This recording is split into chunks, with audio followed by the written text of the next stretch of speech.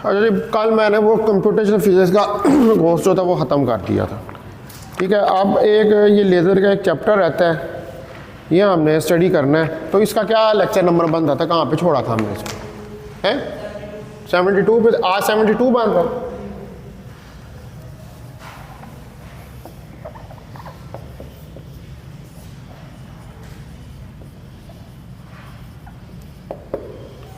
तो ये चैप्टर जो है इसमें लेज़र एप्लीकेशंस जो हैं उनको हमने स्टडी करना है।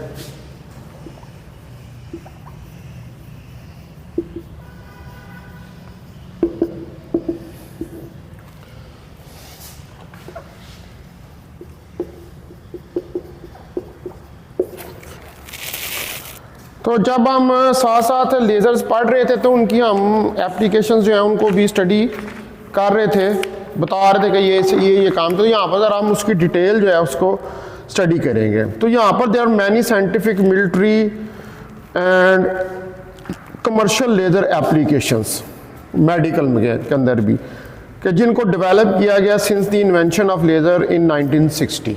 जब 1960 में लेज़र इन्वेंट हुई थी, उसके बाद बहुत सारी जो है वो इसकी एप्लीकेशन जो है मेडिकल के अंदर, मिलिट्री के अंदर। ठीक है, नंबर 1 मेडिकल, नंबर 2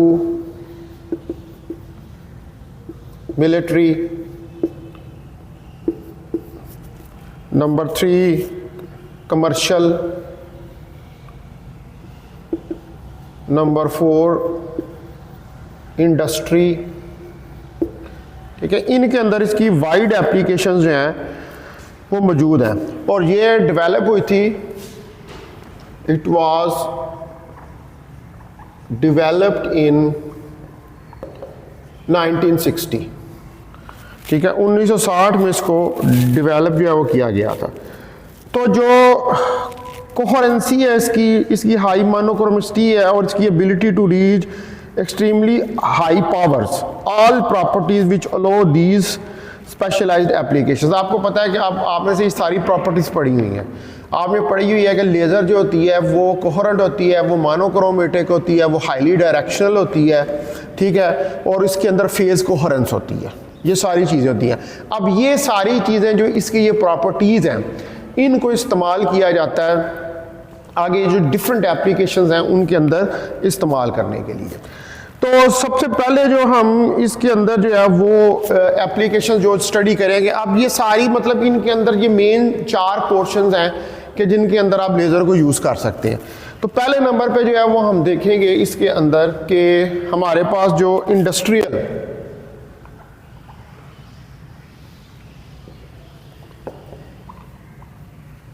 एप्लीकेशंस हैं वो क्या है। तो इंडस्ट्री जो है इसने एक्सेप्ट किया लेज़र को as a too soon after laser invented, यानी कि जब 1960 में लेज़र को डेवलप किया गया, ये इन्वेंट किया गया, तो उसके फ़ौरन बाद जो है ये इंडस्ट्री के अंदर इस्तेमाल होना शुरू होगी। तो सबसे पहले लेज़र जो है उसमें इसको यूज़ किया गया अलाइनमेंट ऑफ इंस्ट्रूमेंट्स के लिए, लेकिन विद पैसेज टाइम जो एप्लीकेशन थी using high power laser beams become more common, वो ज़्यादा कॉमन होती चली गई। तो इंडस्ट्रियल एप्लीकेशंस जो इसकी हैं उनमें नंबर 1 के ऊपर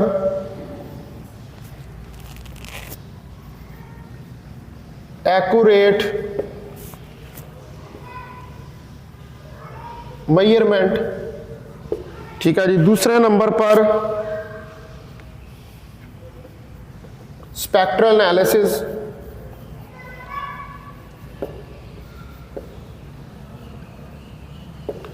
उसके बाद तीसरे नंबर के ऊपर मटेरियल प्रोसेसिंग,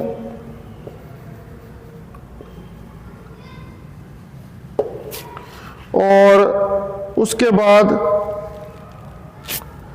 चौथे नंबर पर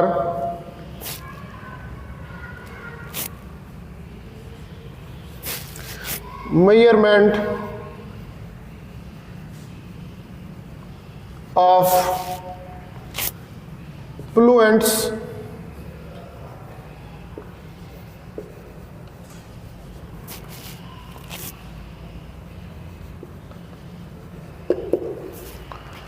in the atmosphere.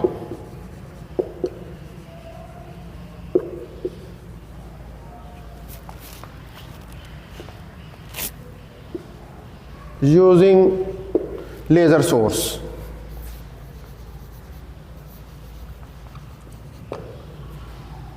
ठीक है जी, तो ये सारी इसकी पोल्यूटेंट्स का मतलब होता है जो पॉपुलेशन को क्रिएट करने वाले एजेंट्स होते हैं एनवायरनमेंट के अंदर। ठीक है, उन सब को स्टडी करने के लिए इसको आप इस्तेमाल करते हैं। Spectral analysis, material processing, accurate measurement, और जो पोल्यूशन पैदा करने वाले मटेरियल्स मौजूद हैं या जो मकदार केमिकल्स की मौजूद है उनको मेजर करने के लिए इसको आप इस्तेमाल करते हैं इंडस्ट्रियल एप्लीकेशंस के अंदर। अब सबसे पहले जो इसके अंदर हमने चीज़ स्टडी करनी है डिटेल के साथ वो है LIDAR।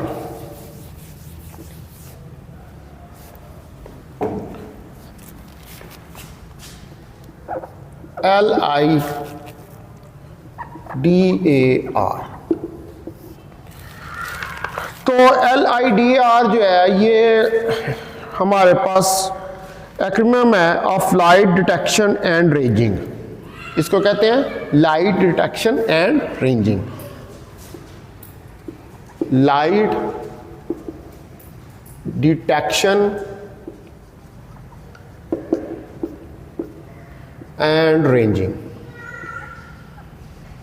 लाइट को डिटेक्ट करना और किस रेंज तक लाइट जा रही है उसको डिटेक्ट करना। तो इसकी जो है हमारे पास वाइड एप्लीकेशन है, ranging for estimating atmospheric aerosols to managing the road traffic. यानी कि एटमॉस्फेरिक के अंदर जो एरोसोल्स हैं, जो पार्टिकल्स मौजूद हैं पोल्यूशन को क्रिएट करने के लिए, वहाँ तक से लेकर रोड ट्रैफिक तक इसको इस्तेमाल जो है वो किया जाता है। It can be use to measure the accurate distance by hand held laser detector. यानी कि वो डिटेक्टर जो होता है उसकी मदद से आप एक्यूरेट डिस्टेंस जो है उसको मेजर कर सकते हैं। मतलब कि एक गाड़ी एक जगह से दूसरी जगह होता है ना, वो स्पीड को मेजर कर रहे होते हैं। जब गाड़ी आती है तो चलान कर देते हैं आपका, वहाँ पर भी यही काम हो रहा होता है। वहाँ पर भी लेज़र जो है वो डिटेक्टर्स जो हैं वो लगे होते हैं, उन लेज़र डिटेक्टर्स की मदद से वो गाड़ी की स्पीड जो है उसको फाइंड कर लेते हैं। तो it can be use to measure the accurate distance। ये एक्यूरेट डिस्टेंस को मेजर करने के लिए इस्तेमाल होती है बाय हैंड हेल्ड, जो हाथ में पकड़ा होता है। हैंड हेल्ड का मतलब हाथ में पकड़ा हुआ, by hand held laser detector.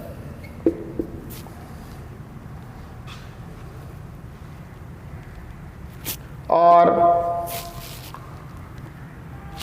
Airborne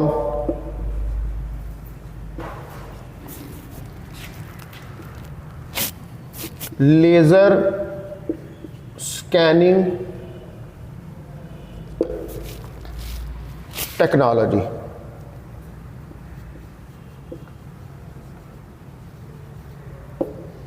airborne का मतलब होता है कि जो पार्टिकल्स एयर के अंदर जिनकी बर्थ हो रही होती है तो वो लेज़र की मदद से आप उनको स्कैन कर लेते हैं। ठीक है, अच्छा, यूजिंग एयरबॉर्न स्कैनिंग टेक्नोलॉजी, इसको यूज़ करते हुए जो एक्यूरेट 3D मेजरमेंट है of ground vegetation and building can be mapped.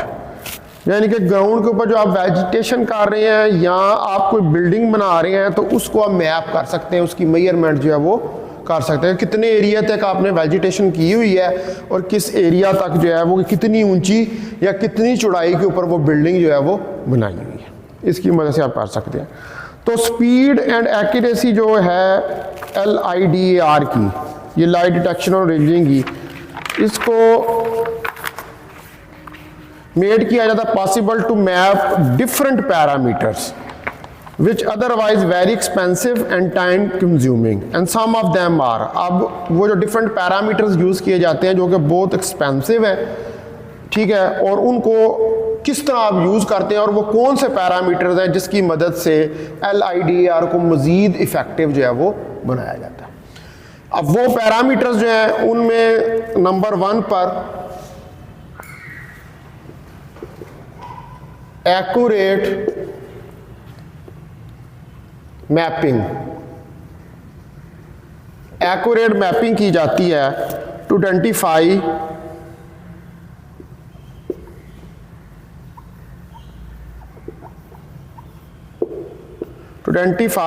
the encroaching of vegetation। पहला पॉइंट, एक्यूरेट मैपिंग करके ये देखा जाता है कि कौन सी जो एयरबॉर्न के अंदर चीज़ें हैं वो क्या कर रही हैं, जो इनक्रोच कर रही हैं, यानी कि ख़राब कर रही हैं उस लैंड के ऊपर जितने के ऊपर आपने वेजिटेशन की हुई है, उसकी मैपिंग की जाती है, मेजरमेंट की जाती है। उसके बाद नंबर 2 के ऊपर recording and mapping of left flat area, recording and mapping of flat area. अब फ्लैट एरिया जो उसकी रिकॉर्डिंग और मैपिंग की जाती है, जैसे हिल्स, वैलीज, जिसमें हिल्स आ जाते हैं, वैलीज आ जाती हैं, स्टीपनेस आ जाती है,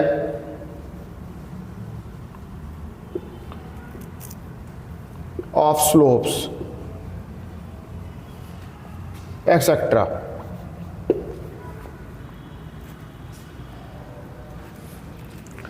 ठीक है जी, इसके अंदर भी इनकी मैपिंग के लिए भी इसको इस्तेमाल करते हैं। तो अब हमने जो है इसमें देखना है कि इसकी वर्किंग किस तरह होती है। ठीक है,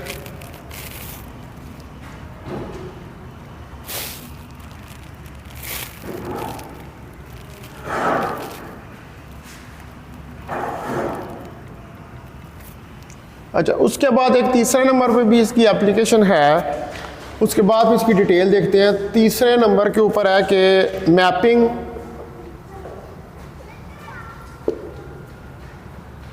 of coastal area. Coastal area की अगर मैपिंग करनी हो तो कोस्टल एरिया का मतलब होता है साहली।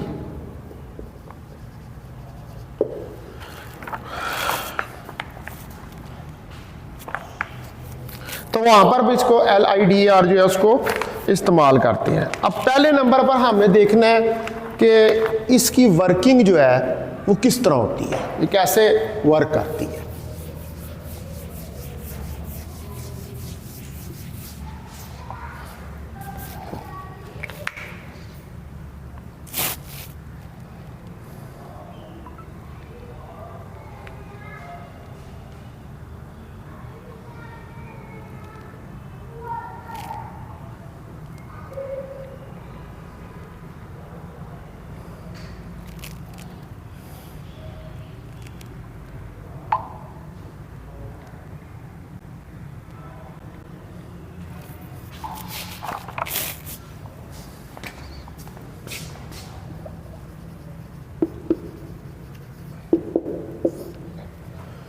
तो वर्किंग इसके देखते हैं। तो जो आपको ये पता है कि LIDAR जो है ये यूज़ होता है, लेज़र डिस्टेंस मेजरिंग टेक्नोलॉजी है to conduct topographic mapping. Topographic mapping के लिए unlike other technologies LIDAR beams which are transmitted from aircraft are able to function in overcast and cloudy conditions. यानी कि एयरक्राफ्ट के ज़रिए इनको जो है वो फेंका जाता है और उसमें ये जो क्लाउडी कंडीशंस हैं उनके अंदर भी ये पेनिट्रेट कर सकती हैं थ्रू डेंस वेजिटेशन। मतलब वो एरिया के जहाँ पर आपने वेजिटेशन की हुई है उसके अंदर भी ये जो है वो पेनिट्रेट कर जाती हैं। तो it provides high accuracy at much higher speeds. यानी कि जितनी स्पीड हायर होती जाएगी उतनी ज़्यादा ये ज़्यादा एक्यूरेसी जो है वो शो करेगी। तो जो सिस्टम है ये मेजर करता है distance directly from the aircraft to the ground during flight, यानी कि एयरक्राफ्ट से ग्राउंड तक। आप ऊपर उड़ रहा है एयरक्राफ्ट और नीचे ग्राउंड तक, आप लेज़र को इंसिडेंट करते हैं, वहाँ से जितना लेज़र कवर करके जाती है डिस्टेंस, उस डिस्टेंस को क्या किया जाता है, उसे मेजर कर लिया जाता है उस डिस्टेंस को। ठीक है, तो जब हम कंबाइन करते हैं with digital camera high resolution full colour images created, तो जब आप करते हैं इसको कैमरे के साथ लगाते हैं तो पूरा फुल जो इमेज है वो क्रिएट हो जाता है। तो इसका जो वर्किंग मैकेनिज्म है इस LIDAR का, इसके लिए हम ये एक फिगर बनाते हैं कि ये देखें कि यहाँ पर मैं ऐसे एक ब्लॉक बना रहा हूँ, ठीक है, मैं कहता हूँ कि ये मेरे पास एक एयरप्लेन है, ठीक है, इस एयरप्लेन के नीचे यहां पर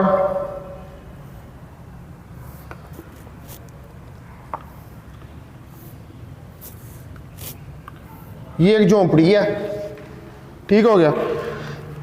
इसके साथ, इस झोंपड़ी के साथ जो है इस साइड के ऊपर यहां से इसके अंदर से जो है ये लेजर निकलेगी,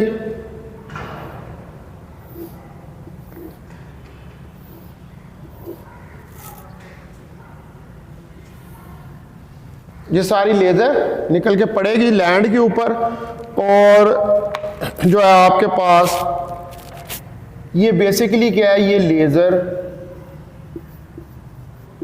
स्कैनर है। अब इसका जीपीएस क्या होगा, इसके XY Z होंगे, ग्लोबल पोजीशनिंग सिस्टम जो है, ठीक है, एक इधर होगा और एक इधर होगा जहां पर वो रिकॉर्ड कर रहा होगा।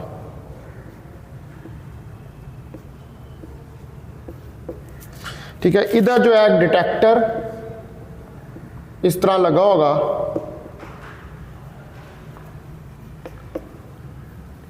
जो इसकी रिकॉर्डिंग कर रहा होगा। तो ये वर्किंग फिगर 1, वर्किंग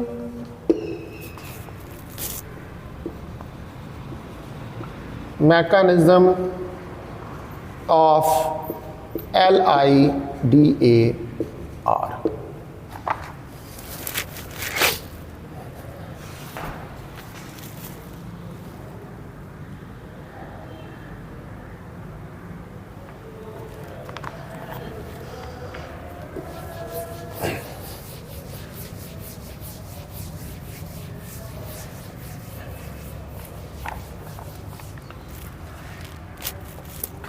तो अब यहाँ पर क्या हो रहा है कि ये एयरक्राफ्ट जो है इससे बीम्स जो है वो ट्रांसमिट हो रही हैं, और अगर यहाँ पर कोई क्लोडी वेदर भी है तो उससे ये गुजर कर पेनिट्रेट कर रही हैं, और पेनिट्रेट करने के बाद ये जो सिस्टम है ये मेजर कर रहा है डिस्टेंस को directly from the ground to air, जहाँ पे वो फ्लाई कर रहा है।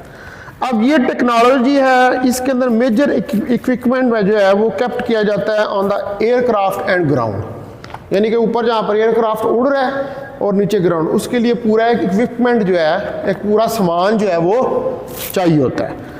तो उसमें नंबर 1 के ऊपर जो चीज़ होती है वो होता है लेज़र स्कैनिंग यूनिट, कि जिसने लेज़र को स्कैन करना है। तो it is mounted on aircraft which sends around 100,000 pulses per second to the ground। ये एयरक्राफ्ट के ऊपर लगाया होता है और ये क्या कर रहा होता है, ये around 100,000 pulses per second to the ground को भेज रहा होता है, and also measure the total time of each pulse reflected back to the scanning unit. और हर पल्स जो टकराती है और वापस जाती है उस पल्स के टाइम को मेजर कर रहा होता है। ठीक है जी। तो जब आपको पता ये लग जाए कि हमारे पास क्या है वेलोसिटी लेज़र बीम की, तो जो टाइम इंटरवल है इसको आप मेजर करते हैं to use to compute the distance each pulse travel from a scanning unit to the ground.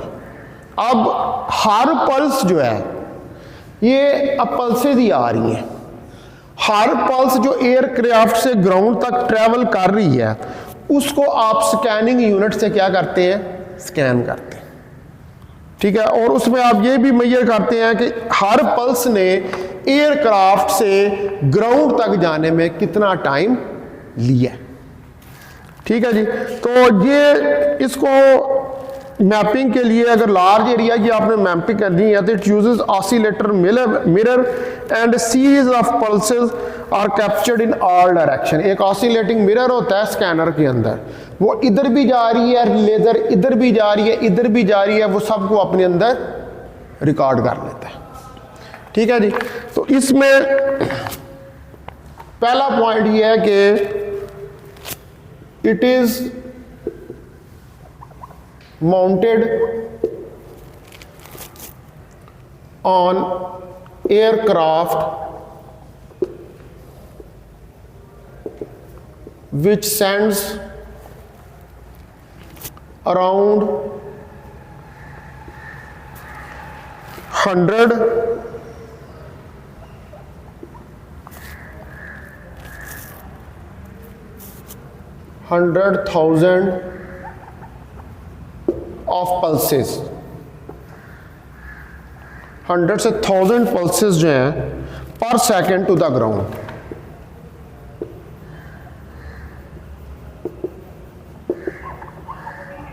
ये ग्राउंड की तरफ भेजता है। ठीक है। नंबर 2, इट आल्सो measures, तो ये भी मेजर करता है the total time of each pulse, the total time of each pulse. Her pulse जो है उसका टोटल टाइम जो है उसको रिफ्लेक्टेड बैक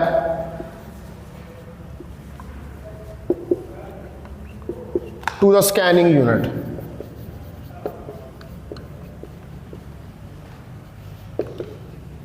जिसको कि स्कैनिंग यूनिट की तरफ वापस भेजा जाता है। ठीक है। उसके बाद तीसरे नंबर के ऊपर knowing the velocity of laser beam.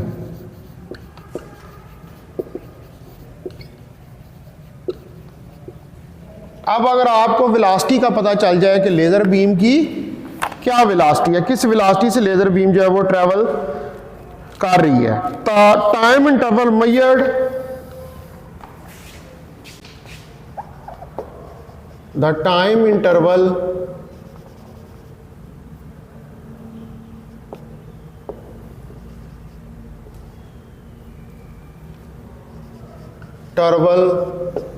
Measured. तो जो टाइम इंटरवल आपने मेजर किया है is use to compute,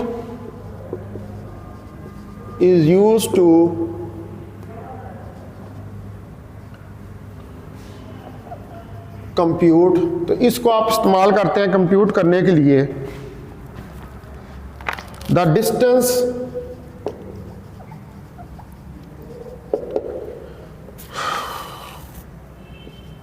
each pulse travels from scanning unit, जो स्कैनिंग यूनिट से ट्रेवल कर रही है to the ground.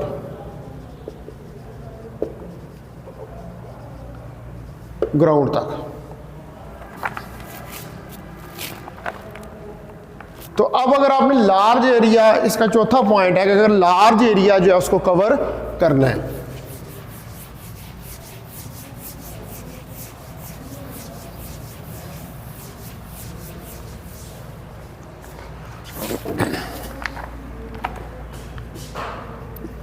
Fourth point है to cover large area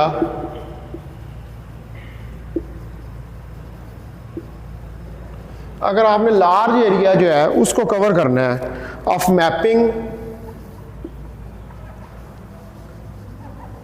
mapping के लिए, तो it uses an oscillating mirror. तो फिर इसमें एक ऑसिलेटिंग मिरर जो है उसको इस्तेमाल किया जाता है, and a series of pulses are captured in all directions, and a series of pulses are captured in all directions। और जितनी भी पल्सेस आ रही होती हैं उनको कैप्चर कर लिया जाता है तमाम डायरेक्शंस के अंदर। तो ये इसके अंदर पहला इसका कंपोनेंट है जिसको क्या कहते हैं आप, स्कैनिंग यूनिट। ठीक है जी। उसके बाद आए दूसरे कंपोनेंट के ऊपर। सेकंड कंपोनेंट जो है इसका वो है global GPS, global positioning system, जिसको हम एब्रीविएशन में कहते हैं जीपीएस।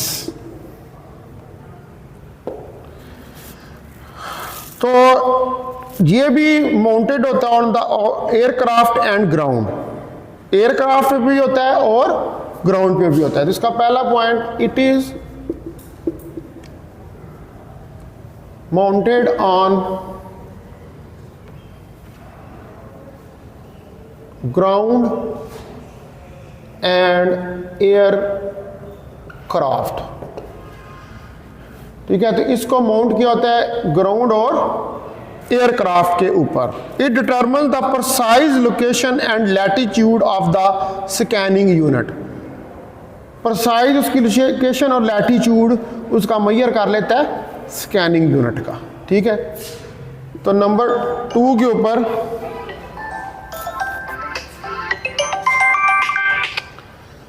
हेलो अस्सलाम वालेकुम शाह जी। जी वो पढ़ा रहे हैं शाह जी, हुक्म। नहीं दसो दसो शाह जी, कोई मसला नहीं।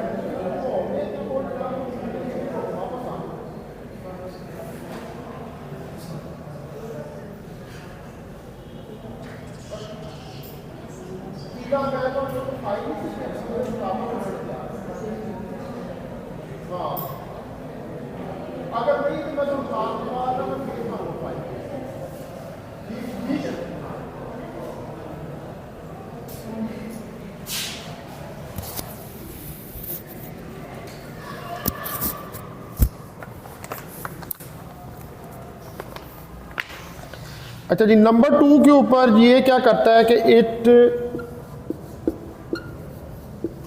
Determines precise location and latitude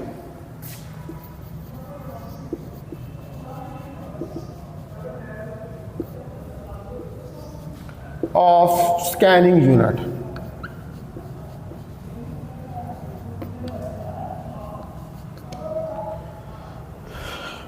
ठीक है, ये इसको मेजर कर लेता है।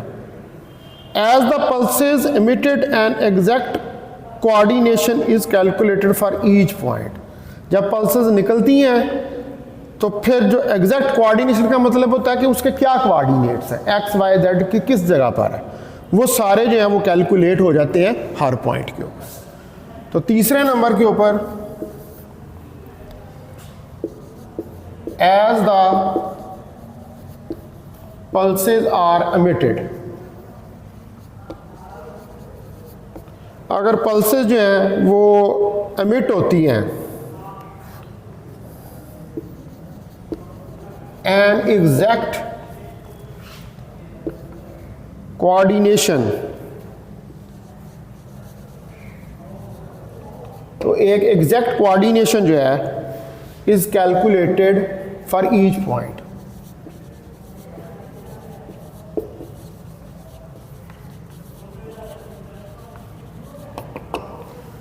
तो एक एग्जैक्ट कोऑर्डिनेशन जो है वो हर पॉइंट के लिए कैलकुलेट हो जाती है।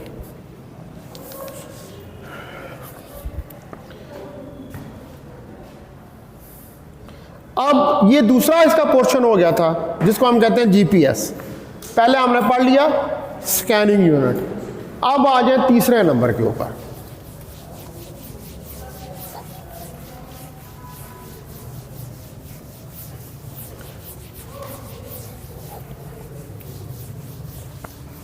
तो थर्ड नंबर के ऊपर जो है ये हमारे पास, इसको कहते हैं इनर्शियल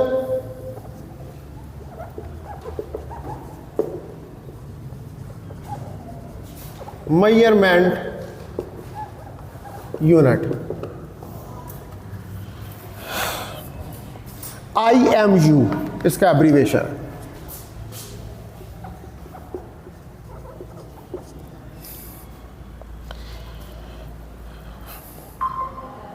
तो इसको आपने अटैच किया होता है एयरबॉर्न लेजर स्कैनिंग यूनिट के साथ, which is capable to measure roll, pitch and direction of movement of aircraft. ठीक है जी। तो पहले नंबर पे it is attached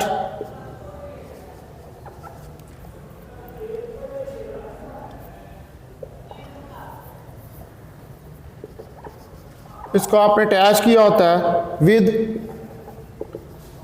airborne scanning unit, airborne scanning unit के साथ।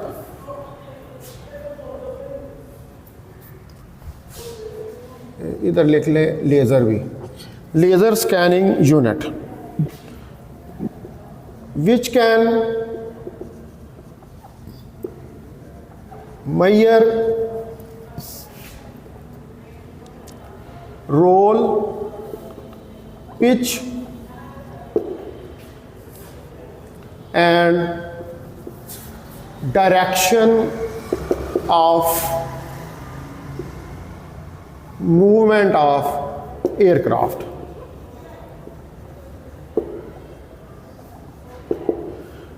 ठीक है जी। वो इसका रोल, कितना रोल कर सकता है, क्या पिच है उसकी, ठीक है, किस पिच के ऊपर फ्लाई कर रहा है उसको, और उसकी डायरेक्शन ऑफ मूवमेंट किस तरफ जा रहा है, इन सारी चीज़ों को मेजर कर लेगा। ठीक है। इसको उसके बाद आता है चौथे नंबर के ऊपर,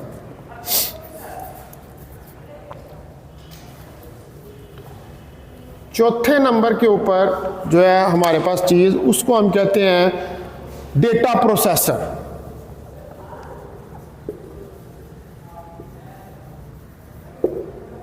डेटा प्रोसेसर। तो computer is mounted on the aircraft we receives and processes all the data. Aircraft पे लगा होता है कंप्यूटर, वो सारा डेटा जो उसको रिसीव कर देता है और उसको प्रोसेस भी कर देता है जिस काम के लिए आपने उसको इस्तेमाल करना है। ठीक है जी। तो computer is mounted on the aircraft, वो माउंटेड होता है एयरक्राफ्ट के ऊपर, विच रिसीव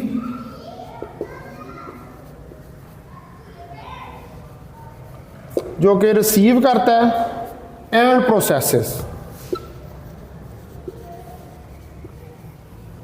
और प्रोसेस कर देता है all the data.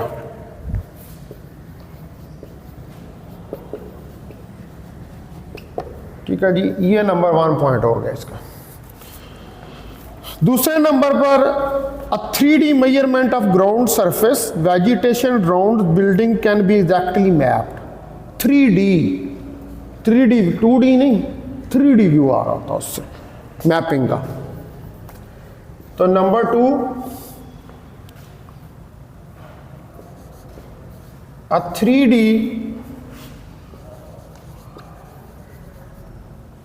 measurement of ground surface, ठीक है, एक 3D मेजरमेंट जो है ग्राउंड सरफेस की, vegetation,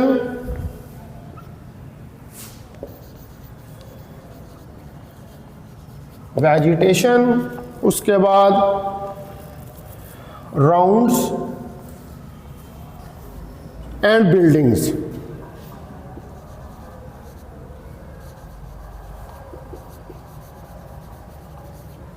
can be exactly mapped. तो ये पूरी एक्यूरेसी के साथ आप इनको मैप कर लेते हैं। तो ये LIDR है, जिसको हम क्या कहते हैं, डिस्टेंस मेजर टेक्नोलॉजी। और इसमें डिस्टेंस और रेंजिंग इसको कैलकुलेट किया जाता है। और ये किस तरीके से किया जाता है, इसके 4 यूनिट्स हैं। Laser scanning unit, global positioning system, initial measurement unit और डेटा प्रोसेसर। ये चारों जो है इसके अंदर इस्तेमाल होती हैं। उसके बाद ये पहला मैंने आपको इसकी एक एप्लीकेशन जो है वो पढ़ा दी है उसका। अब मैं दूसरे नंबर पे आऊँगा।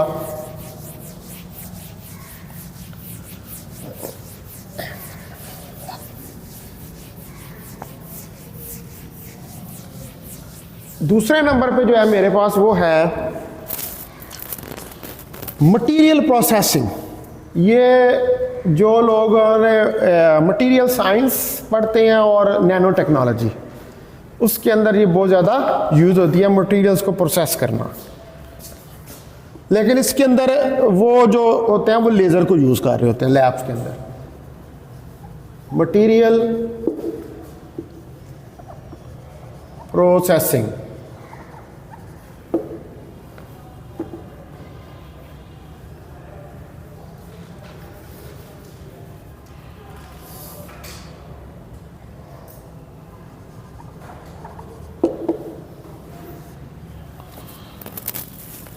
तो जो मेन एडवांटेज है लेजर्स का for material scientist, material processing over a conventional methods. Conventional methods की जगह इसको आप यूज़ कर लेते हैं। और इसके अंदर नो वेयरिंग मटेरियल्स होते हैं। ठीक है, तो नो वेयरिंग मटेरियल्स क्या होते हैं? पहले नंबर पर नो वेयरिंग मटेरियल्स,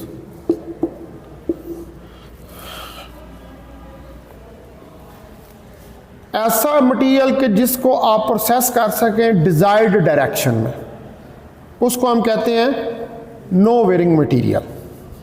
तो with the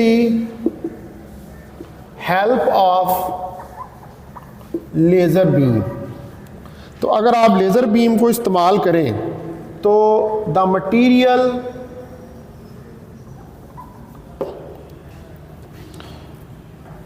can be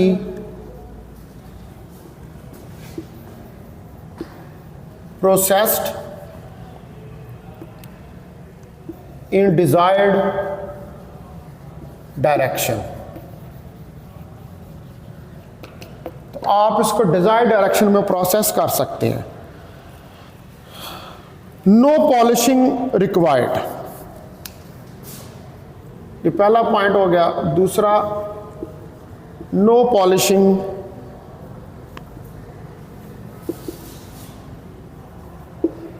required.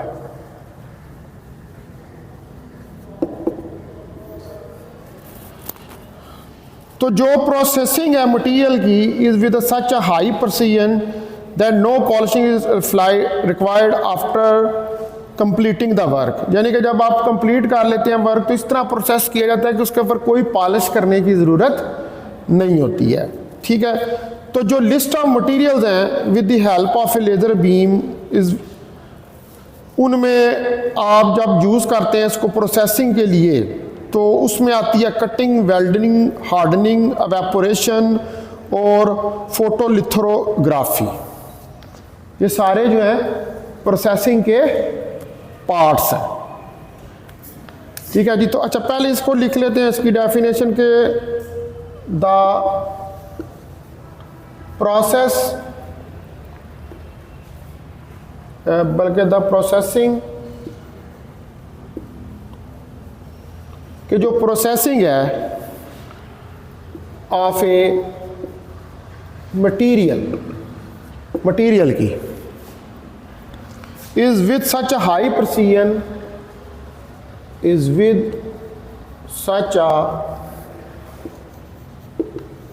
High precision, ये इतनी हाई प्रिसीजन के साथ होती है that no polishing is required,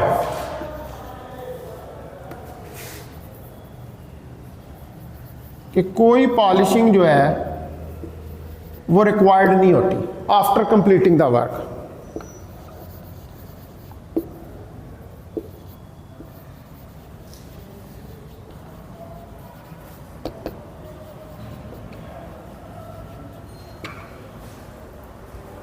work को कंप्लीट करने के बाद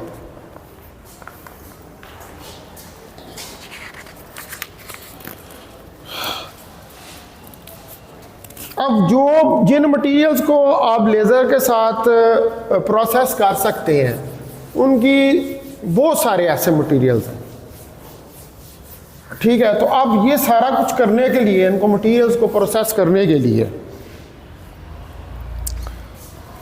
तो जो पॉपुलर हमारे पास लेज़र मटेरियल प्रोसेसिंग हैं, पॉपुलर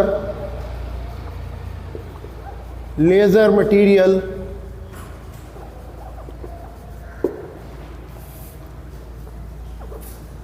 प्रोसेसिंग, और इनमें नंबर 1 पे कटिंग, ठीक है जी, नंबर 2 पे वेल्डिंग, नंबर 3 पे हार्डनिंग, नंबर 4 पे एवेपोरेशन,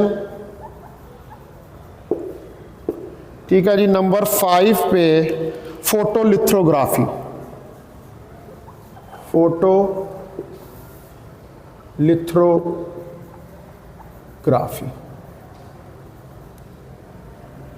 ये हमारे पास जो है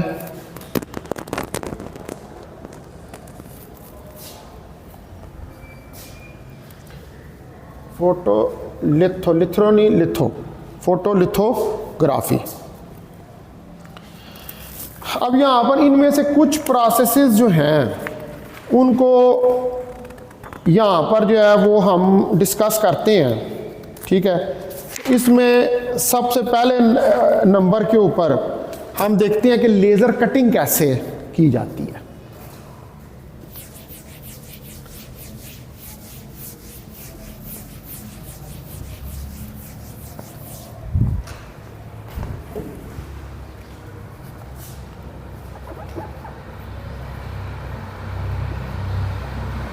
laser cutting, this is a type of material processing.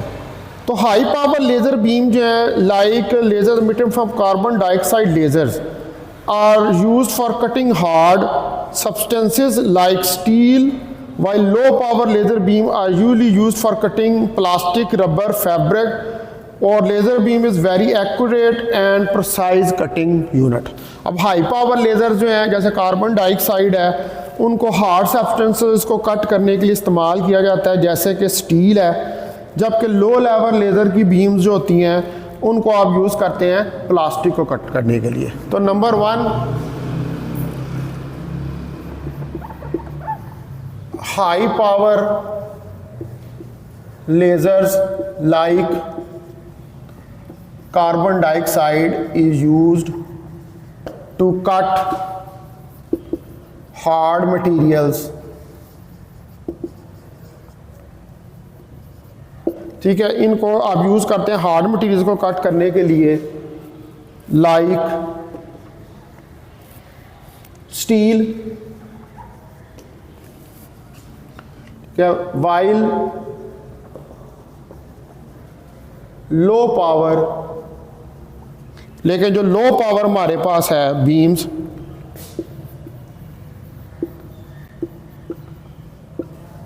Are used to cut, इनकी मदद से आप कट कर सकते हैं प्लास्टिक को, रबर को, फैब्रिक को। ठीक है, इसकी मदद से इनको आप कट जो है वो कर सकते हैं।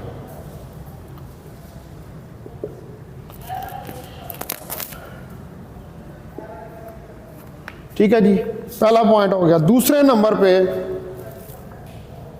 लेज़र जो है ये एक बहुत एक्यूरेट और प्रिसाइज कटिंग टूल है।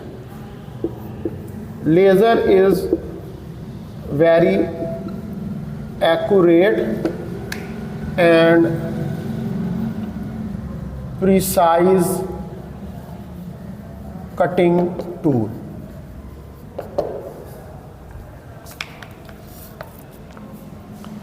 लेज़र कटिंग जो ये डिपेंड करती है on the input power and it is directly proportional to the thickness of material to be use for cutting.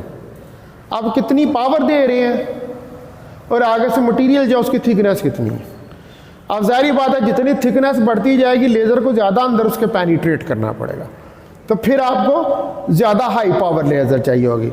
अगर उसकी थिकनेस कम होगी तो लेज़र को कम पेनिट्रेट करना पड़ेगा, अगर कम पेनिट्रेट करना पड़ेगा तो फिर उसको कम पावर चाहिए होगी। ठीक है जी, तो नंबर 3 के ऊपर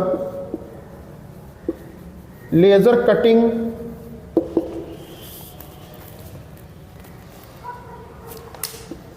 depends on the input power. Laser cutting जो है ये डिपेंड करती है इनपुट पावर के ऊपर and it is directly proportional to the thickness. और ये डायरेक्टली प्रोपोर्शनल होती है थिकनेस के, किस थिकनेस का मटेरियल आप यूज कर रहे हैं।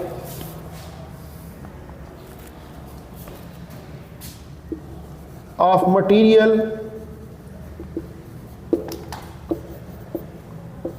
To be used for cutting के लिए। तो अब अगर लेज़र बीम जो है इसको यूज़ किया जाए और फोकस किया जाए किसी मेटेलिक टारगेट के ऊपर, तो जो टारगेट है वो वेपराइज्ड हो जाता है without leaving any material distortion of the target. यानी कि आपने हिट किया, वेपराइज हो गया, लेकिन उस मटेरियल के अंदर कोई डिस्टॉर्शन का मतलब है कि कोई फ़र्क नहीं पड़ा, कोई डिस्टर्बेंस उसके अंदर पैदा नहीं हुई इसको हिट करने के बाद। तो डिफरेंट टाइप्स ऑफ मटेरियल जो हैं उनको यूज़ किया जाता है अलॉन्ग द लेज़र बीम। अब लेज़र बीम की हेल्प के लिए भी 7 मटेरियल्स यूज़ किए जाते हैं। जैसे ऑक्सीजन जो है इसको इस्तेमाल किया जाता है, oxygen is use for cutting. यानी कि आप अगर कम्बिनेशन ले लें गैस का विद लेज़र बीम कोएक्सियली, तो टारगेट मेटेरियल सब्सटेंस जो हैं वो वेपराइज्ड हो जाते हैं और लिहाजा जो गैस है वो रिड्यूस कर देती है power of laser beam required for cutting. ठीक है, तो अब ये प्रोसेस जो होता है कि जिसमें आप एक गैस को इस्तेमाल करते हैं एक एजेंट के तौर पर लेज़र बीम के साथ कटिंग के लिए, उस प्रोसेस की मैं अब जो है वो यहाँ पर आपको फिगर बना के दिखाता हूँ।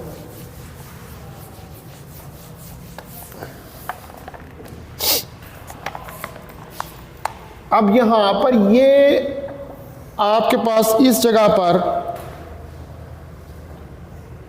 ये एक वर्क पीस है। वर्क पीस का मतलब है कि जिसको हमने क्या करना है, कट करने की कोशिश करनी है। ठीक है, ये है फिगर 1 कह लें इसको,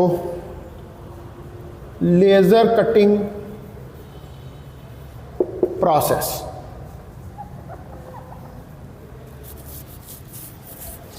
ठीक है जी, उसके बाद यहां पर ये जो चीज बनाई है ना मैंने, ये गैस जेट है। यहां से गैस प्रोवाइड की जा रही है, कौन सी? ऑक्सीजन। ठीक है, उसके बाद यहां पर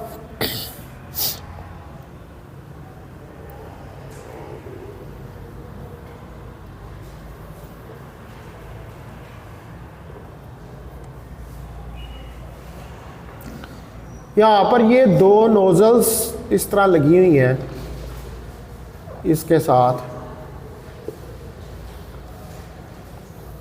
ये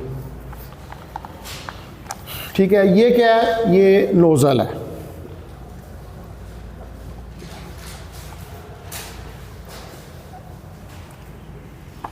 ठीक है जी, उसके बाद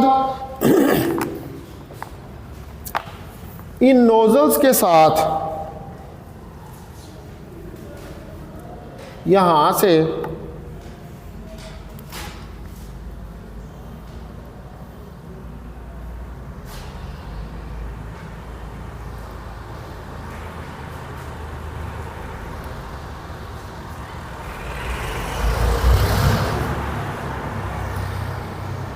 इसी तरह यहां पर भी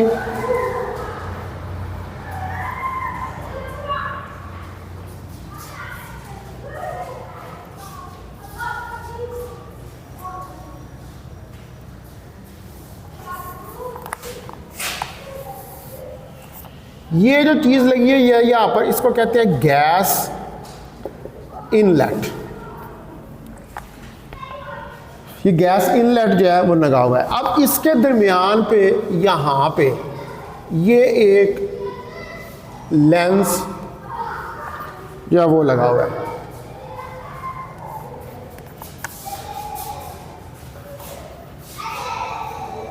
ठीक है, और ये जो है ये आपके पास आ रही है यहां से इस तरफ लेजर बीम।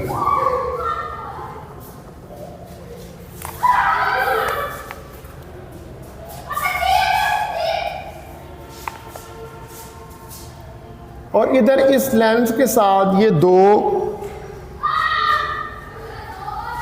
इलेक्ट्रोड जो है वो बने हुए हैं।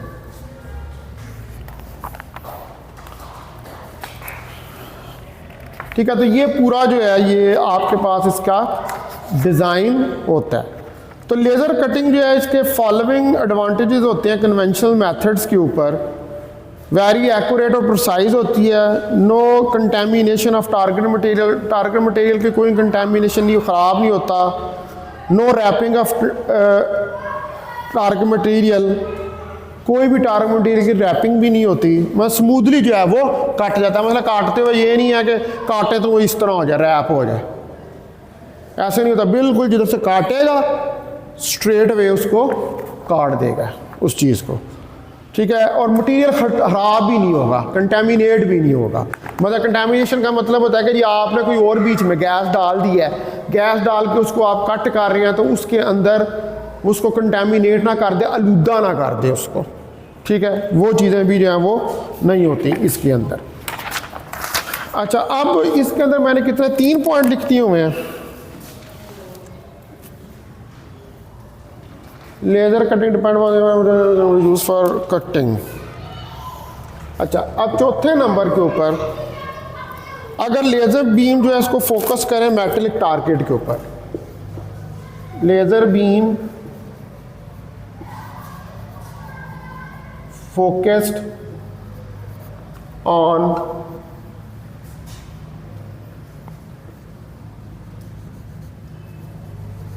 metallic target.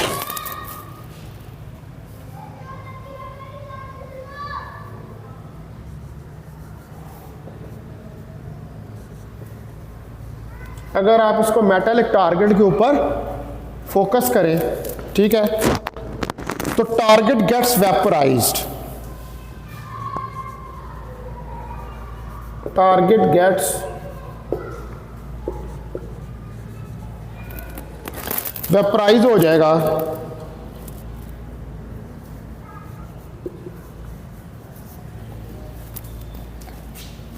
Without having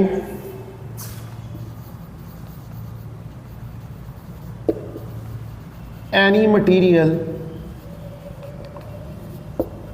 distortion। जिसके बाद मटेरियल के अंदर कोई डिस्टॉर्शन जो है वो नहीं होएगी ऑफ द टारगेट।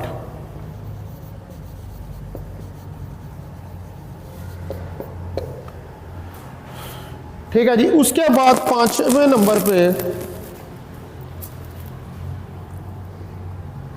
तो मुख्तलिफ किस्म के टाइप मटीरियल यूज़ किए जाते हैं अलॉन्ग द लेज़र बीम, और इनमें oxygen is usually used for cutting. ठीक है,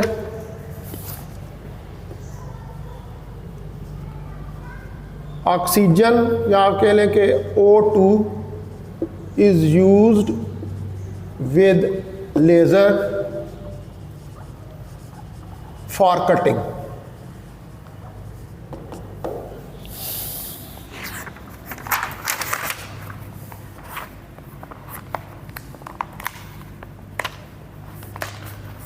तो जब आप जो है छठे नंबर पर लेज़र बीम और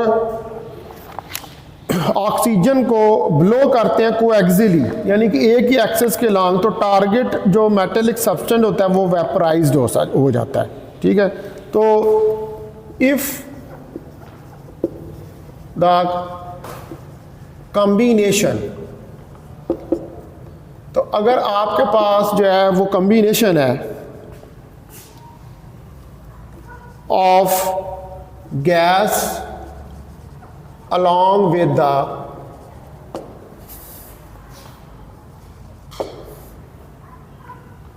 laser beam blown coaxially, एक ही एक्सेस के अराउंड,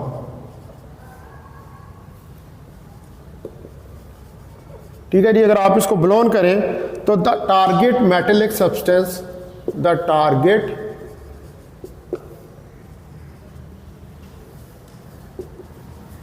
metallic substance, तो जो आपका टारगेट मेटेलिक सब्सटेंस है gets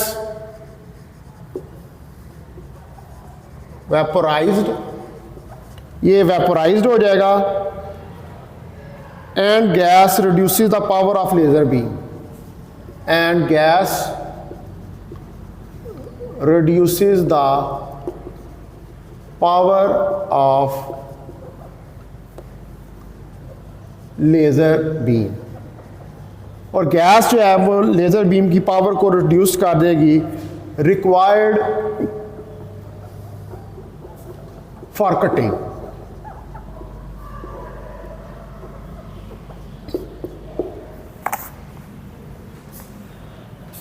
यानी कि आपको जितनी वो गैस का क्यों इस्तेमाल किया जा रहा है, उसकी पावर को रिड्यूस करने के लिए, क्योंकि लेज़र बीम इंटेंस होती है, उसकी पावर ज़्यादा होती है। तो अब ये है कि ये भी तो पॉसिबिलिटी हो सकती है ना कि आप उसके साथ गैस को ना यूज़ करें वेपराइजेशन के लिए, आप उसके ऊपर शाइन करें तो वो उसको ख़त्म ही कर दे, कट करने की बजाय उसको जला ही दे, वो इतनी इंटेंस हो। तो इसलिए उसके साथ जो है फिर वो गैस का इस्तेमाल जो है वो किया जाता है। ठीक है, और बाकी मैंने आपको बता दिया कि इसमें एडवांटेजेस क्या होते हैं कि ये बड़ी एक्यूरेट और प्रिसाइज होती है, कोई कंटामिनेशन नहीं होती मटेरियल की, कोई रैपिंग जो है वो लेज़र मटेरियल की नहीं होती जब आप कटिंग जो है वो कर रहे होते हैं। तो ये फर्स्ट टाइप थी मटेरियल प्रोसेसिंग की, जिसको हम क्या कहते हैं, लेज़र कटिंग। उसके बाद जो नेक्स्ट हमने देखना है वो दूसरा प्रोसेस है जिसको कहते हैं लेज़र ड्रिलिंग।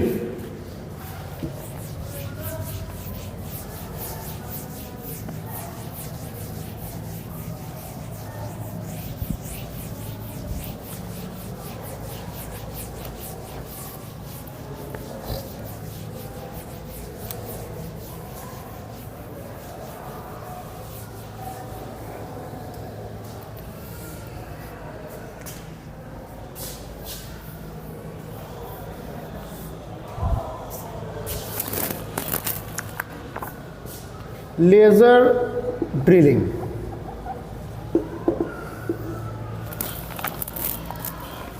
अब लेज़र जो है इसको इस्तेमाल किया जाता है ड्रिल करने के लिए होल्स को, which can not be done with conventional methods. मतलब होल्स जो है उन लेज़र इंटेंस होती है तो होल क्रिएट कर देती है मटेरियल्स के अंदर, जिनको कि हम कन्वेंशनल मेथड से नहीं कर सकते। तो it is use to drill holes at steep angles. Steep angles के ऊपर ये इस्तेमाल होती है ड्रिल करने के लिए, जिसमें अनयूजुअल शेप्ड होल्स होते हैं, ब्लाइंड होल्स होते हैं और एक्सेट्रा, इस तरह के होल्स ये जनरेट कर देती है। तो जो प्रोसेस होता है लेज़र ड्रिलिंग का is similar to the laser cutting. ये भी वैसे ही होता है जैसे लेज़र कटिंग होता है। तो NAD यांग लेज़र जो है इसको आमतौर पर यूज़ किया जाता है ड्रिल करने के लिए मेटालिक, सिरेमिक और ग्रेफाइट कंपोजिट्स के अंदर, यानी कि इन मटेरियल्स के अंदर ड्रिल करना हो तो लेज़र को यूज़ जो है वो किया जाता है। Since it is a pulse laser, अब चूंकि ये ND यांग जो है ये क्या है, ये मैंने आपको बताया हुआ है कि ये पल्स लेज़र है, तो it generates a peak power. तो ये पीक पावर करती है which is control to make the suitable drilling, जिसकी मदद से सूटेबल ड्रिलिंग की जाती है। तो लेज़र ड्रिलिंग जो है इसके एडवांटेजेस होते हैं उसी तरह जैसे लेज़र कटिंग के हैं, कि ये नॉन कॉन्टैक्ट प्रोसेस होता है, हाईली एक्यूरेट और प्रिसाइज होता है, ability to drill blind holes, ability to drill small diameter holes, automated process और इंक्रीज प्रोडक्शन रेट्स, ये सारे इसके एडवांटेजेस हैं। ठीक है, इसके अलावा same tool can be use for laser welding and laser cutting. Same ही टूल जो है उसको लेज़र वेल्डिंग और लेज़र कटिंग के लिए भी यूज़ कर सकते हैं। तो एबिलिटी जो होती है ड्रिल करने की एट शैडो एंगल्स, वो आप यूज़ करते हैं शैडो एंगल्स पे जब आपने ड्रिल शेप होल्स बनाने हो, और ability to drill a wide range of materials, और बहुत ज़्यादा मटेरियल्स जो हैं वो इसकी मदद से ड्रिल किए जा सकते हैं। ठीक है, अब मैं आपको पॉइंट बाय पॉइंट इसका ये बता देता हूँ थोड़ा थोड़ा सा लिख के, कि laser may be used to drill holes। ठीक है, इसको होल्स को ड्रिल करने के लिए इस्तेमाल किया जाता है। Number 2, it is used to drill holes at steep angles. Steep angles के ऊपर अनयूजुअल शेप्ड होल्स,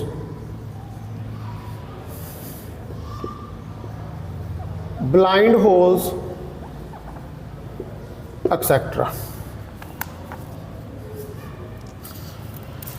उसके बाद जो है तीसरे नंबर पर ND YAG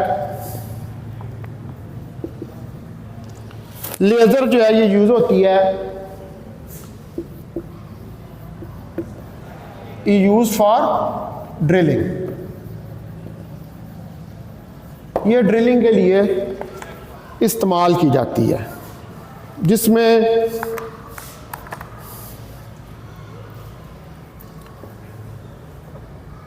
metallic,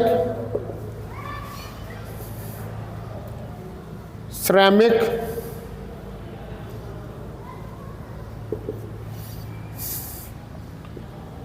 and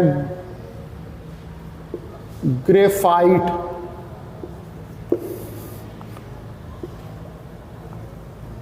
composites जो हैं वो इस्तेमाल होते हैं। और चूंकि एनडी यांग जो होती है ये पल्स लेज़र होती है,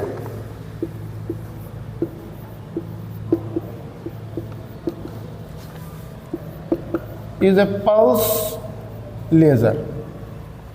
तो एनडी यांग जो होती है चूंकि ये पल्स लेज़र होती है तो it generates a peak power, it generates a peak power. तो ये जनरेट करती है peak power which is controlled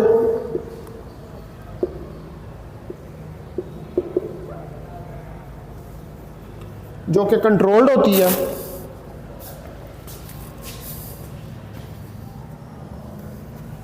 to make suitable drilling,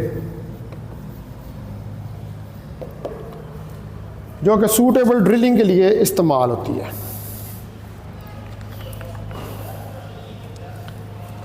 ठीक है, अब इसके अंदर जो है वो मैंने आपको बताया है इसके जो एडवांटेजेस हैं कन्वेंशनल मेथड्स के ऊपर। तो एडवांटेजेस,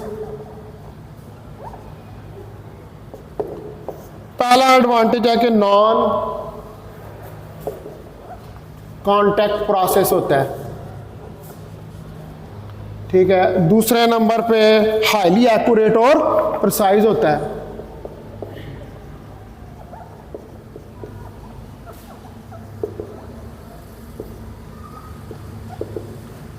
ठीक है, उसके बाद तीसरे नंबर के ऊपर ability to drill blind holes,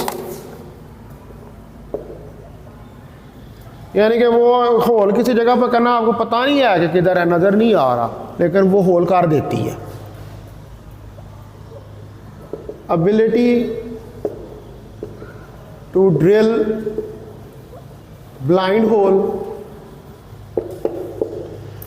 ठीक है, उसके बाद चौथे नंबर पर ability to drill small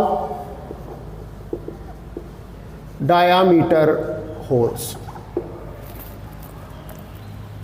उसके बाद पांचवें नंबर पे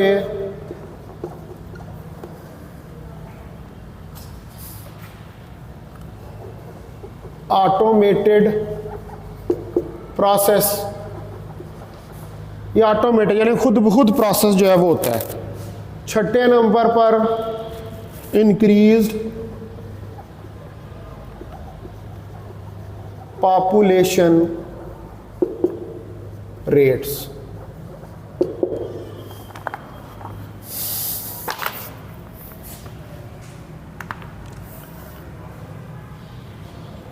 उसके अलावा सातवें नंबर पर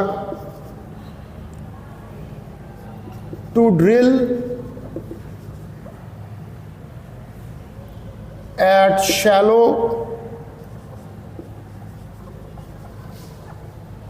एंगल्स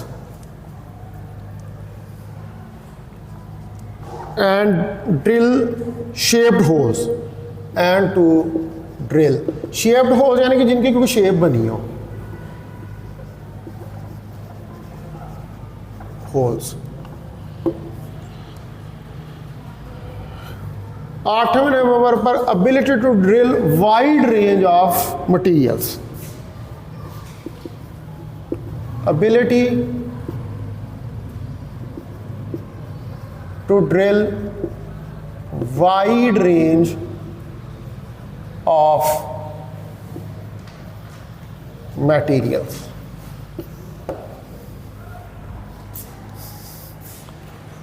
तो ये सारे इसके एडवांटेजेस हैं। तो अब हमने मटेरियल प्रोसेसिंग के अंदर दो चीज़ें पढ़ ली, एक हमने पढ़ ली लेज़र कटिंग और एक पढ़ ली लेज़र ड्रिलिंग। अब रहेगी आगे वेल्डिंग। इसकी मदद से आप वेल्डिंग भी करते हैं, फोटोलिथोग्राफी भी करते हैं और स्टीरियो लिथोग्राफी भी करते हैं। तो अब हम अगला जो तीसरे नंबर का इसका है उसको स्टडी करती हैं कि व्हाट इज़ वेल्डिंग। वेल्ड करना वो नहीं होता जो लोहे वाला बंदा होता है वो वेल्डिंग कर रहा होता है, वो उसके अंदर से वो लेज़र, उसके पास लेज़र नहीं होती, वो दूसरी लाइट निकल रही होती है, हीट निकल रही होती है।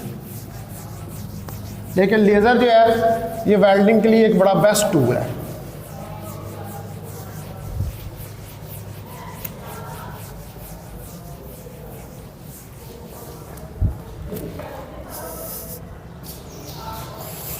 अच्छा जी, अब आ जाए तीसरे नंबर पे, इसके अंदर है वेल्डिंग। तो laser welding is one of the most important feature of material processing with the help of a laser beam. यह भी मटेरियल प्रोसेस का एक पार्ट है जिसमें लेजर बीम को यूज़ किया जाता है। There are large number of laser welding processes, बहुत सारे प्रोसेसेस हैं, ranging from day to day joining process to microscopic electronic component joining process, जिसमें माइक्रोस्कोपिक प्रोसेसेस भी जो इलेक्ट्रॉनिक हैं उनको यूज़ किया जाता है। तो जो मटेरियल रिक्वायर्ड होते हैं जिनको आपने वेल्ड करना है या फ्यूज़ करना है together by melting the materials locally with high power laser beam, यानी कि जो मटेरियल रिक्वायर्ड होते हैं वेल्ड करने के लिए उनको पहले फ्यूज़ किया जाता है टुगेदर, एक दूसरे से मिलाया जाता है। ठीक है, किसके ज़रिए? Bye melting the materials locally with high power, उनको आपस में मिलाने के लिए भी हाई पावर लेज़र जो है उसको यूज़ किया जाता है। वो आपस में उसको जॉइन कर देती है क्योंकि उसकी हीट बहुत ज़्यादा आती है। तो अवॉइड करने के लिए कंटेमिनेशन को welding is done in air vacuum and controlled atmosphere. Contaminate ना हो, आपका प्रोसेस मटेरियल ख़राब ना हो, तो लेज़र वेल्डिंग उधर की जाती है जहाँ पर एयर वैक्यूम और कंट्रोल्ड एटमॉस्फेयर हो, यानी कि आपने एटमॉस्फेयर को कंट्रोल किया, एयर टाइट हो। तो हाई पावर लेज़र बीम जो इज़ रिक्वायर्ड फॉर वेल्डिंग, तो इसका पहला नंबर पॉइंट है कि हाई पावर लेज़र बीम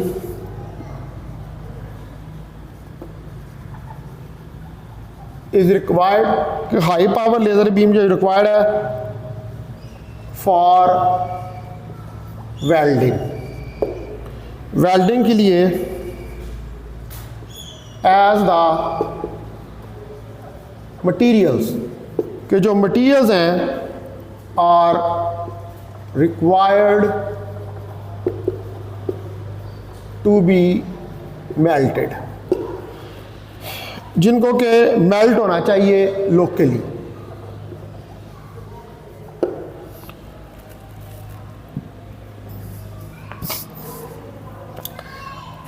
अब जो हमारे पास दूसरे नंबर पर है कि जो most of the incoming power होती है लेज़र बीम की, वो बाउंस बैक आ जाती है as the metal are a good reflector of infrared laser beam. Metal के ऊपर अगर आप इंफ्रारेड लेज़र बीम मारें तो वो रिफ्लेक्ट कर जाती है। तो most of incoming power, power कौन सी है? लेज़र बीम की, of laser beam bounces back, टकराती है और टकरा के बाउंस बैक हो जाती है as a metals are good reflectors, के मेटल जो हैं वो गुड रिफ्लेक्टर्स हैं of infrared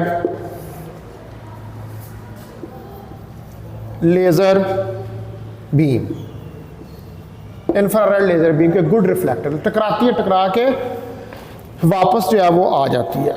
more over metal जो है being a good conductor of heat, तो unutilized power is dissipate away from the spot being welded.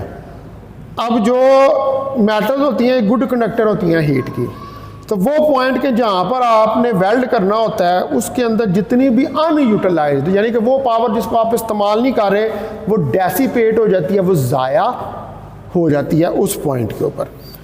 ठीक है, तो वंस द सरफेस मेल्ट्स, यूं ही सरफेस मेल्ट करती है, reflection and dissipation of heat are suddenly reduce as the metal in liquid form, वो melt होकर liquid form में convert हो जाती है and absorb much more light than in solid one, और सॉलिड्स के मुकाबले में ज़्यादा लाइट को ऑब्जॉर्व करती है, क्योंकि वो अब लेज़र की हीट की वजह से क्या हुआ, उसने मेल्ट करना शुरू कर दिया।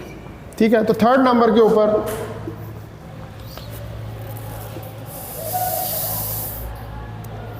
once the metal surface melts, तो एक दफ़ा मेटल सरफेस जो है वो जब मेल्ट करती है,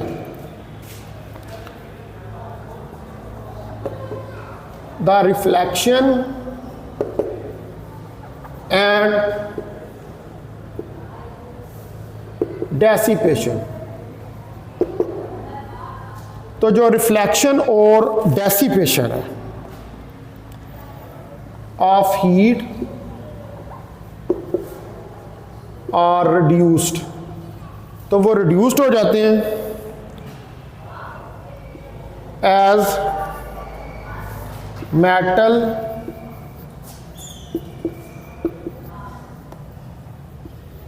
इन लिक्विड फॉर्म, कि जो मेटल होती है लिक्विड फॉर्म में absorb much more light, absorbs much more light, तो ये ज़्यादा लाइट जो है वो ऑब्जॉर्ब करती है than in solid ones, solid ones के कंपैरिजन। जब मेल्ट होना शुरू हो जाता है तो इसका मतलब है कि वो किस फॉर्म में जाना शुरू हो जाती है, वो लिक्विड फॉर्म में। तो लिक्विड फॉर्म में जो लाइट है वो ज़्यादा ऑब्जॉर्व होती है as compare to solid form. ठीक है जी, ये थर्ड पॉइंट हो गया। अब जो टेम्परेचर है eight the point of contact starts rising, यानी कि जिधर वेल्ड करना है ना वो बढ़ना शुरू हो जाता है, and the liquid metal gets converted in the form of a vapour at the point of contact. अब लिक्विड के बाद मजीद आप टेम्परेचर बढ़ाएंगे तो वो क्या बन जाएगा, वेपर। यही होता है ना, सॉलिड लिक्विड गैस, तो गैस वो वेपर के अंदर कन्वर्ट होना शुरू हो जाएगा। तो फोर्थ पॉइंट है इसका, द टेम्परेचर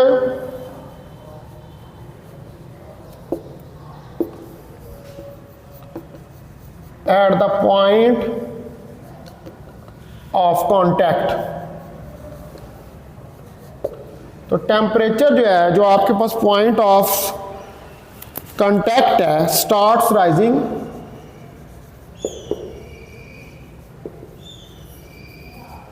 वो बढ़ना शुरू हो जाएगा, and liquid metal gets converted,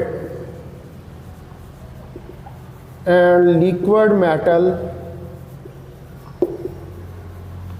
gets converted, और लिक्विड मेटल जो है वो कन्वर्ट होना चाहिए शुरू हो जाएगी in the form of a vapour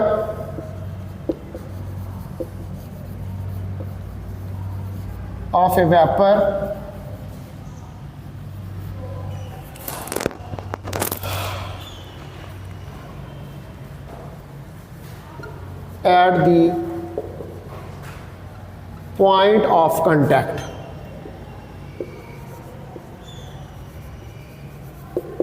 point of contact के ऊपर। अब जो वेपर है ये ओपन करता है एक channel around the laser beam called key hole, and this method of welding is known as key hole welding. ठीक है जी, पांचवें नंबर पे जो वेपर है, the vapour opens a channel around the laser beam। तो ये एक चैनल जो है उसको ओपन कर देता है around the laser beam called key hole, called key hole, जिसको हम की होल का नाम जो है वो देते हैं। And this method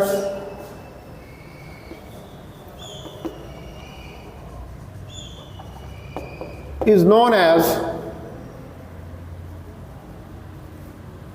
keyhole welding.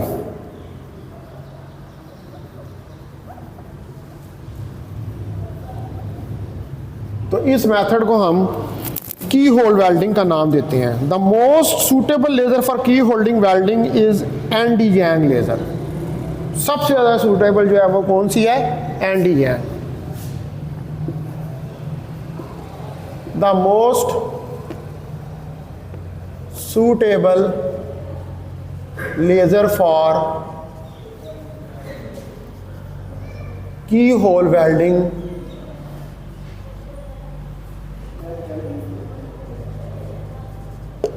तो जो मोस्ट जो हमारे पास की होल वेल्डिंग के लिए जो मोस्ट सूटेबल लेज़र है इज एनडी यांग लेज़र। तो वो एनडी यांग लेज़र है। अब इसके लिए मैं एक फिगर ड्रा करता हूँ उसी तरह जो कि हमने कटिंग के लिए ड्रा की थी कि कैसे ये प्रोसेस जो है वो होता है।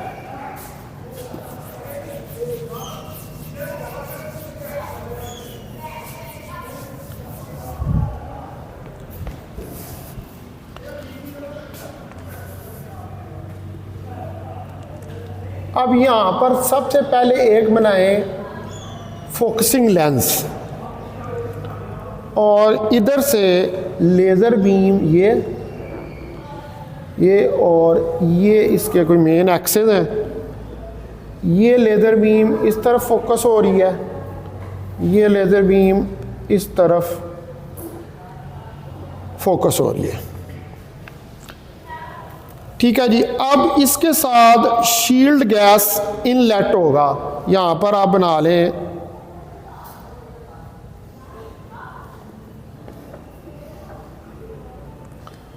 और इसको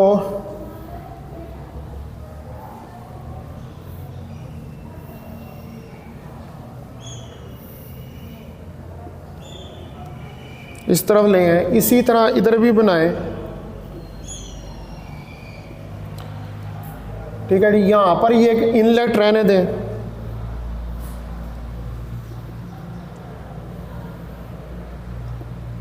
ठीक है। ये बीच में ये जो आ रही है ये लेज़र बीम है, ये सारी लेज़र बीम है। ठीक है। ये वाला जो है ये फोकस लेंस है, फोकसिंग लेंस है ये। ठीक है। उसके बाद ये वाला जो है ये गैस इनलेट है, शील्ड गैस इनलेट, यानी जिससे गैस को अंदर जाने दिया जा रहा है। उसके बाद ये जो आपने बनाई है यहाँ पर ये वाली, ये हमारे पास है shield gas nozzle, shield gas nozzle. ठीक है जी। इसको हम क्या कहते हैं? Shield gas nozzle. अच्छा। उसके बाद जो है अब आपका नीचे मटेरियल पड़ा होगा जिसको आपने करना है।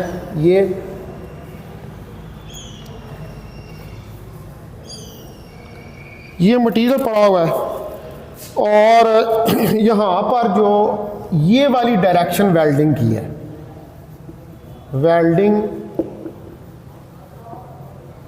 डायरेक्शन। और अब जब आप करेंगे इसको वेल्ड तो इसके अंदर ये इस तरह का एक की होल जनरेट होगा। ये इसको डार्कन कर रहा हूं ना, ये क्या, ये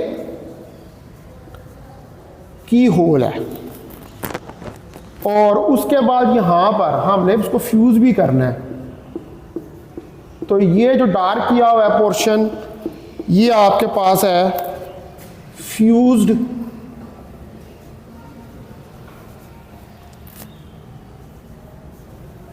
रीजन का।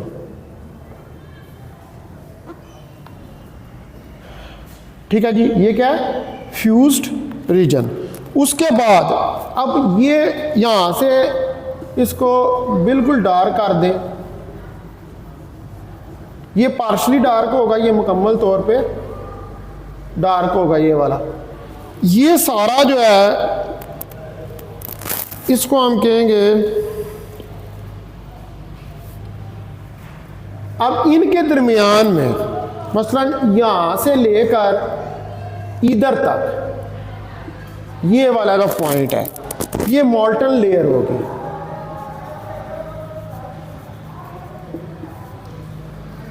मॉल्टन लेयर जो कि क्या होगी है, मेल्ट होगी हुई है। तो ये है फिगर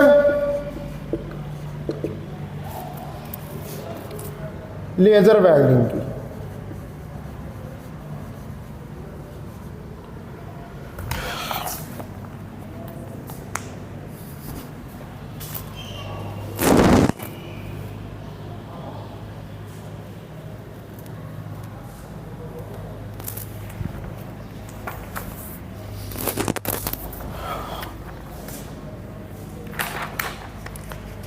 अच्छा जी, अब आगे ये तो तीसरा था हमारे पास, क्या पढ़ी, कटिंग, ड्रिलिंग, वेल्डिंग। ये क्या पढ़ रहे हैं, मटेरियल प्रोसेसिंग।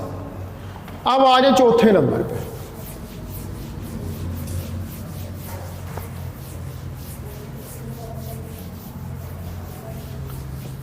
फोर्थ नंबर पे जो है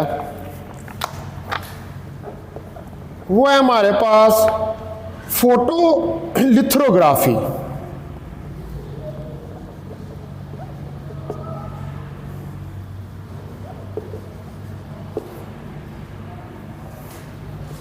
लिथोग्राफी तो ये टेक्निक जो है ये specially used in semiconductor industry. ठीक है, very delicate shapes can be created in materials which are used for marks in photolithography. Special materials required a light at a specific wavelength by changing their property. Thus it is possible to remove parts of material with very high precision. जो basically ये technique कहाँ पर use होती है, semiconductor के अंदर। तो number 1, this technique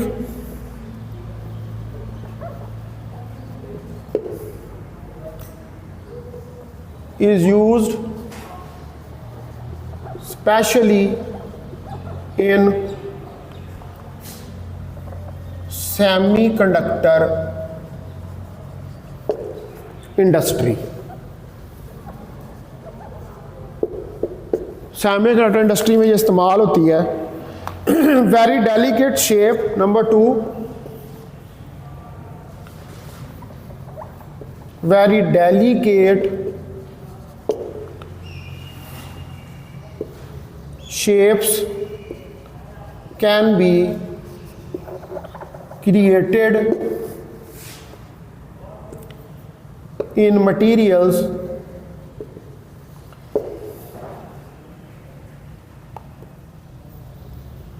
which are used for masks in photo lithography.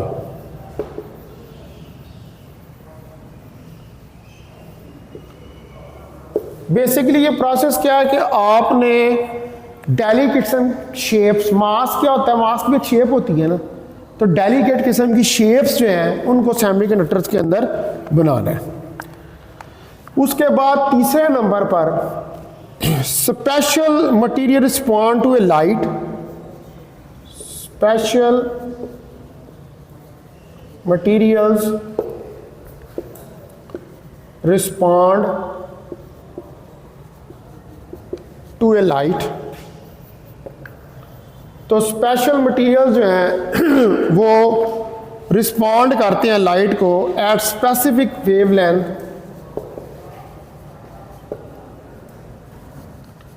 एक स्पेसिफिक वेवलेंथ पे। ठीक है जी, हर वेवलेंथ जो है वो डिफरेंट हो सकती है, विच आर, ठीक है, wavelength by changing their properties, by changing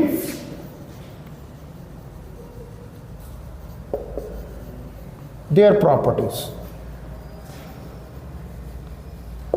अगर आप उनकी प्रॉपर्टीज जो है उनको चेंज कर दें तो स्पेसिफिक मटेरियल जो हैं वो रिस्पॉन्ड करते हैं स्पेशल मटेरियल्स।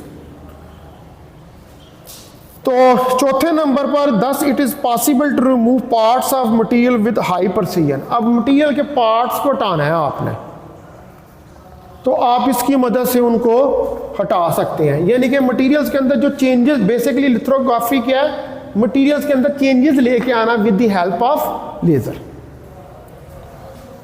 तो चौथे नंबर पे 10 इट इज़ possible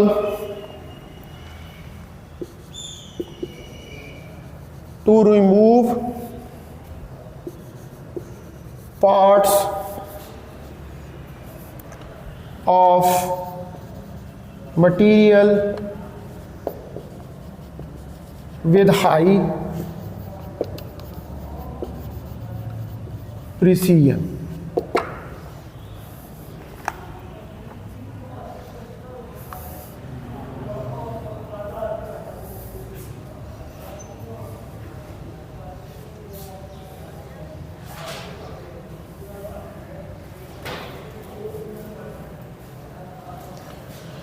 उसके बाद एक होती है 3D स्टीरियो लिथोग्राफी।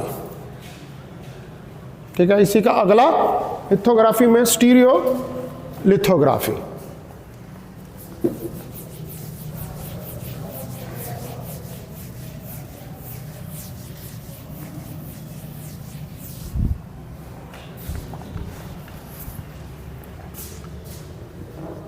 नंबर 5 पे 3D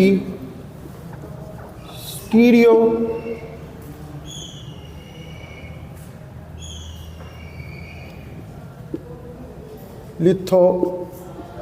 लिथोग्राफी।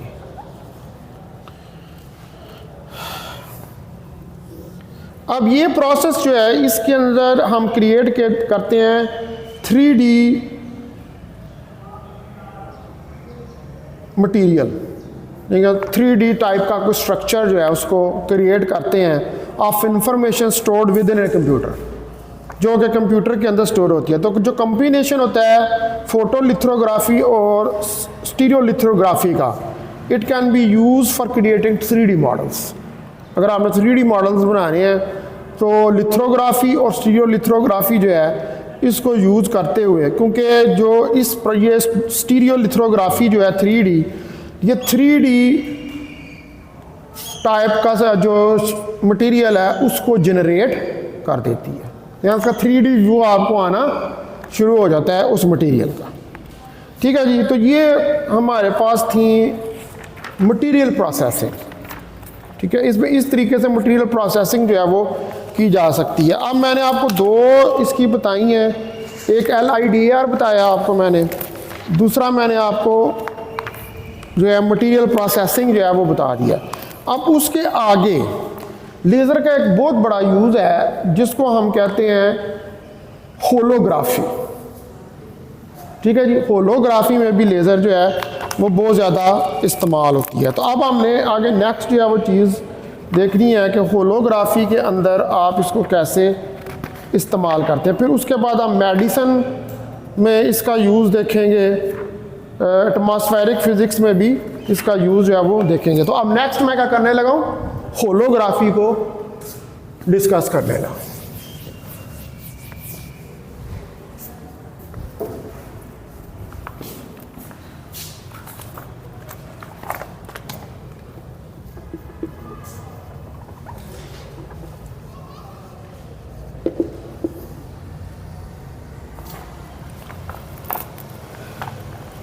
अब जो कन्वेंशनल आपके पास फोटोग्राफी होती है वो 2D रिकॉर्डिंग होती है of light intensity from the 3D object. अब आप ये तस्वीर खींचते हैं ना अपने कैमरे से, तो जब आप तस्वीर खींचते हैं तो सामने वाली नज़र आती है, पीछे से तो नज़र नहीं आ रहा होता, 2D होता है ना इमेज।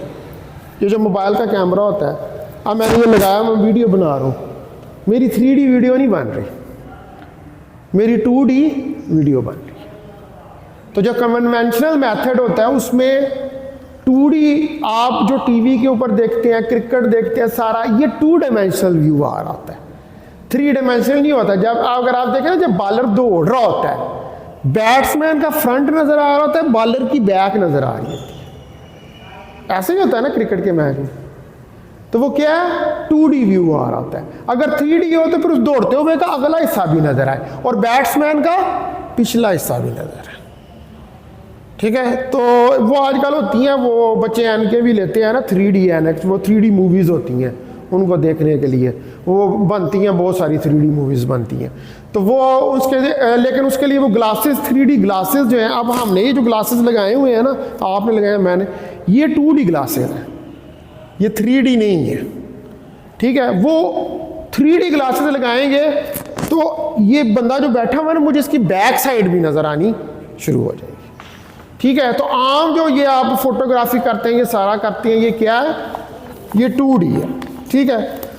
तो लिहाजा ये कंटेन करता है information about the intensity of light that produces the image, but the information about the phase of light is not recorded. जो इंफॉर्मेशन है फेज ऑफ लाइट के बारे में वो रिकॉर्ड नहीं होती, इंफॉर्मेशन सिर्फ इंटेंसिटी ऑफ लाइट की रिकॉर्ड हो रही होती है। यानी कि जो 2 डायमेंशनल व्यू है उसमें जो इंफॉर्मेशन रिकॉर्ड हो रही है, ये जब अभी आपको याद होगा जब इंडिया में इलेक्शन हो रहे थे, तो जो नरेंद्र मोदी था ना, उसने कई जगहों पे जो उसका होता था ना खिताब, जो वो टेलीकास्ट करते थे, वो होलोग्राम होता था उधर उसका, मतलब आगे सामने लोग इकट्ठे हुए हैं और उसका होलोग्राम जो है वो सामने खड़ा है और वो डिस्प्ले। आप अक्सर अगर आप साइंस फिक्शन मूवीज़ देखें तो उनके अंदर होलोग्राम होते हैं। साइंस के स्टूडेंट जो हैं उनको साइंस फिक्शन मूवीज़ ज़रूर देखनी चाहिए, ठीक है। उसमें जो एडवेंचर, साइंस फिक्शन, थ्रिल और हिस्ट्री, ये वाली मूवीज़ ज़रूर देखा करें, इनसे बहुत नॉलेज बिल्डिंग होती है, ठीक है। वो हमारे पाकिस्तानी ड्रामे नहीं है जिनमें वो तलाक़ें चल रही होती हैं सारी, वो वाले नहीं देखने, ठीक है। उसके अंदर लर्निंग है। उसके अलावा हिस्टोरिकल, हिस्ट्री से आप बोलना है, आप क्योंकि साइंस के स्टूडेंट्स हैं, आपका इन तमाम चीज़ों पे, आपका काम सिर्फ फिज़िक्स पढ़ना नहीं है, ये सारी चीज़ों के ऊपर नज़र होनी चाहिए। फिर हालात हाज़रा के ऊपर आपको पता होना चाहिए, आजकल दुनिया क्या कर रही है, इसराइल बम मार रहा है, उसके ऊपर गज़ा के ऊपर कौन से बम यूज़ कर रहा है, क्लस्टर काल रहा है, पता नहीं किस किस किस्म के का। ये सारी टेक्नोलॉजीज़ जो हैं इनका हमें पता होना चाहिए, ठीक है। पहले तो होता था ना जी कि इस्लामाबाद, कराची या लाहौर चले जाओ तो लोगों को चीज़ों का पता लगेगा, लेकिन अब वो ज़माने नहीं रहे। अब तो मोबाइल आपके हाथ में है, लैपटॉप, अच्छा इंटरनेट, आप किसी जाके जंगल के अंदर जाके जोगी भी बन के बैठ जाए ना और वहाँ पर नेट के सिग्नल आते हो तो आप वहाँ पर भी वो सारे काम कर सकते हैं जो एक बंदा लाहौर, इस्लामाबाद या अमेरिका में बैठ के कर, ठीक है। आपके हाथ के अंदर सारी चीज़ें जो हैं वो आ गई हैं। लेकिन हाँ, हमारा जो यूज़ होता है ना वो असल में पॉजिटिव नहीं होता, हम नेगेटिव चीज़ों के ऊपर जो है वो इस्तेमाल करते हैं। 12 अच्छा, इसका पहला पॉइंट ये है कि इंटेंसिटी जो है उसको ये रिकॉर्ड कर रहा है, लेकिन जो इंफॉर्मेशन दूसरी है उसको रिकॉर्ड नहीं कर रहा। तो पहले दो नंबर के ऊपर इट कंटेन्स इंफॉर्मेशन, ये कंटेन करता है information about the intensity of light. जो आपके पास इंफॉर्मेशन आ रही है किसकी, इंटेंसिटी ऑफ लाइट की, that produces the image, that produces the image, जो कि इमेज को प्रोड्यूस कर देता है, ठीक है। But the information about the phase of light is not recorded, but the information about the phase of light is not recorded. तो phase of light जो है वो रिकॉर्ड नहीं होता।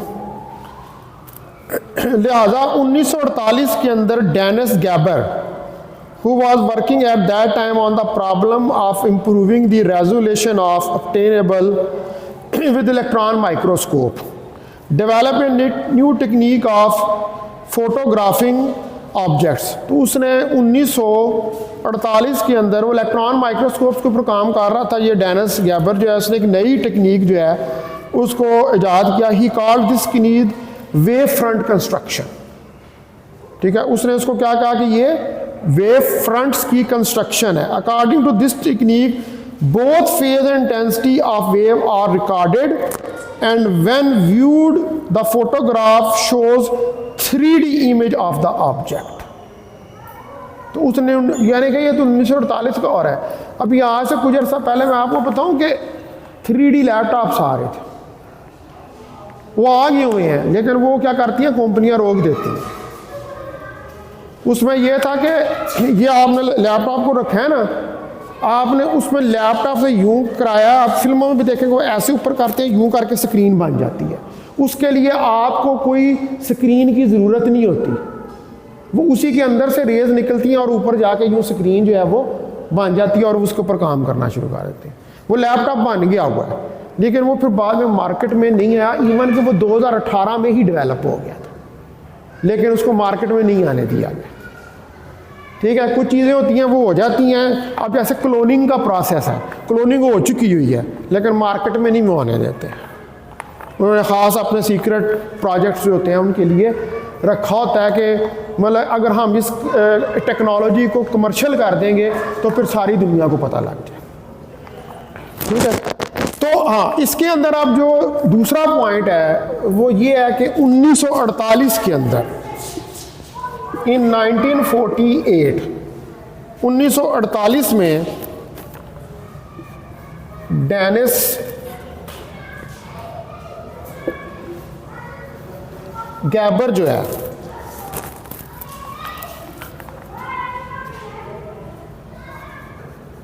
Build a technique of wave front construction. तो इसने एक technique build की जिसको हम कहते हैं वेव फ्रंट कंस्ट्रक्शन। तो इस टेक्निक के मुताबिक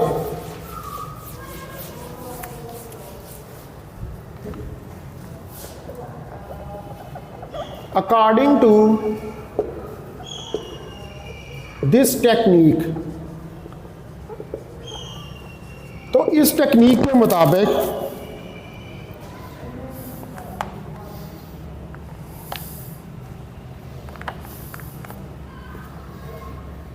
both phase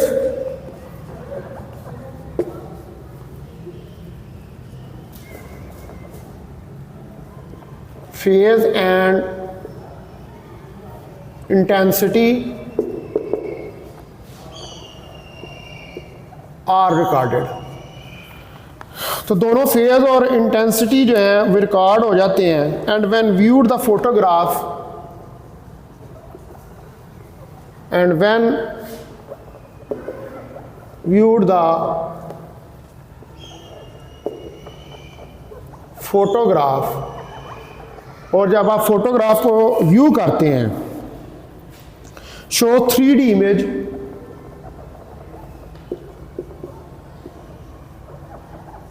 ऑफ ऑब्जेक्ट, यानी कि जो भी ऑब्जेक्ट की इंफॉर्मेशन आप रिकॉर्ड कर रहे हैं। तो this technique is named holography. Okay, this technique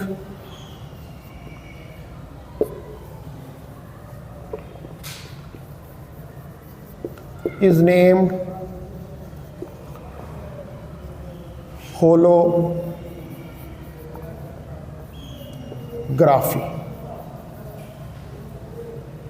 यानी कि 3D इमेज बनाना जो है वो क्या कहलाता है, और उसमें इंटेंसिटी और फेज दोनों जो हैं वो रिकॉर्ड होते हैं। तो गैबर जो है इसने होलोग्राम जो है इसको ग्रीक वर्ड से लिया जिसमें होलोज HOLOS के मीनिंग होते हैं होल, ठीक है, होलोज, होलोज का मतलब होता है होल, और ये कौन से वर्ड्स हैं, ग्रीक, ये ग्रीक वर्ड्स हैं। होलोज का मतलब होता है होल, और होलोग्राफी, तो ग्रामा का मीनिंग होता है मैसेज, ग्रामा इसका मीनिंग होता है मैसेज। तो तस्वीर भी तो एक मैसेज ही होती है ना, आप व्हाट्सएप के ऊपर तस्वीरें एक दूसरे के साथ शेयर कर रहे होते हैं, तो what is, you have recorded the information and you are processing the information. अब इंफॉर्मेशन को एक जगह से दूसरी जगह मैसेज की फॉर्म में पहुंचा रहे हैं। तो for construction and reconstruction of holograms a highly coherent source is required. Such highly coherent sources was not available during the decade when hologram was invented by Gabor. अब गाबर ने जब इसको 1948 में इन्वेंट किया तो उस वक्त तो जो हाईली कोई कोहेरेंट सोर्स अवेलेबल नहीं थी, क्योंकि उस वक्त तक कोई लेज़र इजाद नहीं हुई थी 1948 तक, ठीक है। तो इन्वेंट तो ये कर दिया था, ठीक है। तो इस बैरियर को ओवरकम किया 1960 में रशियन साइंटिस्ट ने। ये रशियन साइंटिस्ट थे एन बेसव और ए पार्कोवो, और एक अमेरिकन साइंटिस्ट था चार्ल्स टाउन। इन्होंने लेज़र को इन्वेंट किया जिसके ज़रिए प्योर इंटेंस लाइट जो है उससे होलोग्राम जो हैं वो बनाए गए। यानी कि 2 रशियन साइंटिस्ट थे और एक अमेरिकन साइंटिस्ट था। तो गाबर जो है इसको नोबेल प्राइज़ दिया गया था फिज़िक्स में 1948 में, जब इसने ये टेक्निक जो है इसको इन्वेंट किया था। उसने होलोग्राम बना दिए थे, लेकिन आगे से आके फिर 1960 के अंदर जब लेज़र बनी, ठीक है, लेज़र क्या थे, 2 रशियन साइंटिस्ट थे, लेज़र बनी 1960 में, 2 रशियंस एंड 1 अमेरिकन, ठीक है। इनके नाम क्या थे थी, इनके नाम थे, पहले का नाम था एन डॉट बसोव, ठीक है, पहले का नाम। दूसरे का नाम था ए प्रो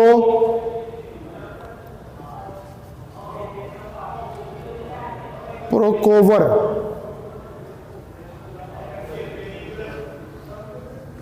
ठीक है जी ये। और तीसरे का नाम था चार्ल्स टाउन, जो अमेरिकन था, चार्ल्स टाउन।